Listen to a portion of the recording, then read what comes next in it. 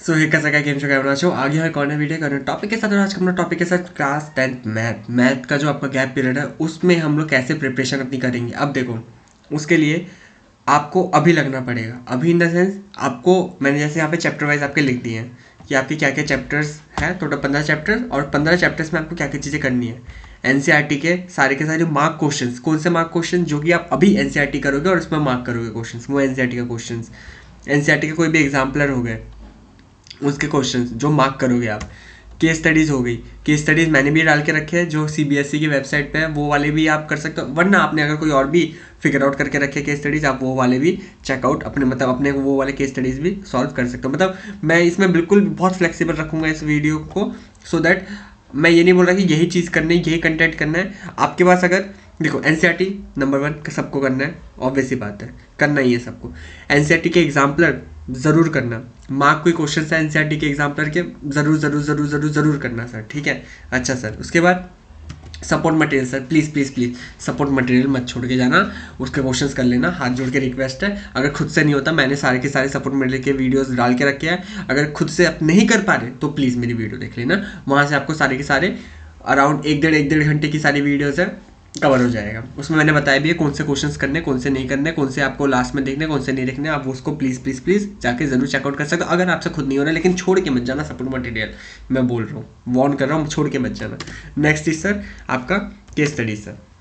Case studies sir आप CBSE के website के जो केस स्टडीज है मैंने डाल के रखे हैं, अगर आप चाहो तो उसको देख सकते हो। वरना आप अगर आपने कोई और केस स्टडी सैम्पल पेपर्स में है, प्रीवियस ईयर पेपर्स में केस स्टडीज है, वहाँ से भी आप लोग क्वेश्चन सॉल्व कर सकते हो, कोई दिक्कत नहीं। प्रीवियस ईयर पेपर्स के आप प्रीवियस ईयर पेपर्स अगर करोगे ना, उसको सिलेक्टिव होकर मत करना कि मैं कुछ सिलेक्टिव केस स्टडीज करूँ, नहीं सर, ऐसे नहीं करना।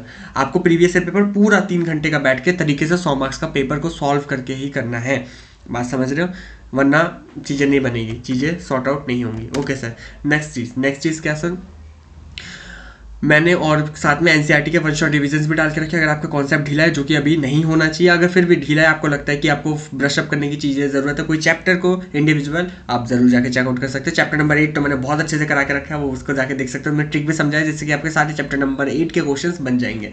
अच्छा, इसके आगे मैंने एक कॉलम बनाया टाइम का। ये टाइम का कॉलम क्या है, आप इन चीज़ों को ना अभी करोगे, अभी इन द सेंस आप पे जितना भी टाइम है, मुझे नहीं पता आपको कितना टाइम लगेगा। आज 8 तारीख है, मैं ये वीडियो शायद 9 तारीख को डाल रहा हूँ।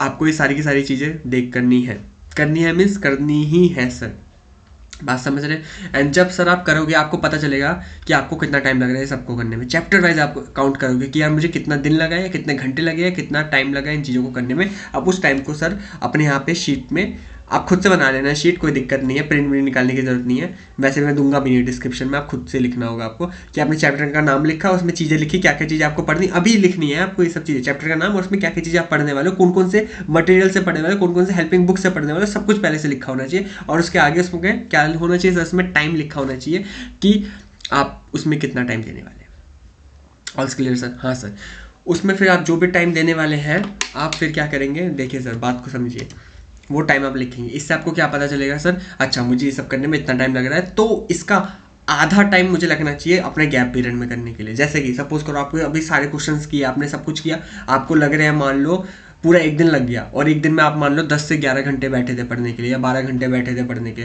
तो आप जब इसको नेक्स्ट बार जब अपने गैप में पढ़ोगे तो आप कोशिश करोगे उससे 6 से 8 घंटे के बीच में कोशिश कंप्लीट करने की, ठीक है, क्योंकि आपके बहुत सारी चीज़ें फिल्टर होगी इसमें से। एनसीईआरटी के सारे क्वेश्चंस आप नहीं कर रहे होंगे, एनसीईआरटी के मार्क वाले क्वेश्चंस, केस स्टडी वाले के भी सॉरी एग्जाम्पलर के भी मार्क क्वेश्चंस कर रहे होंगे आप लोग।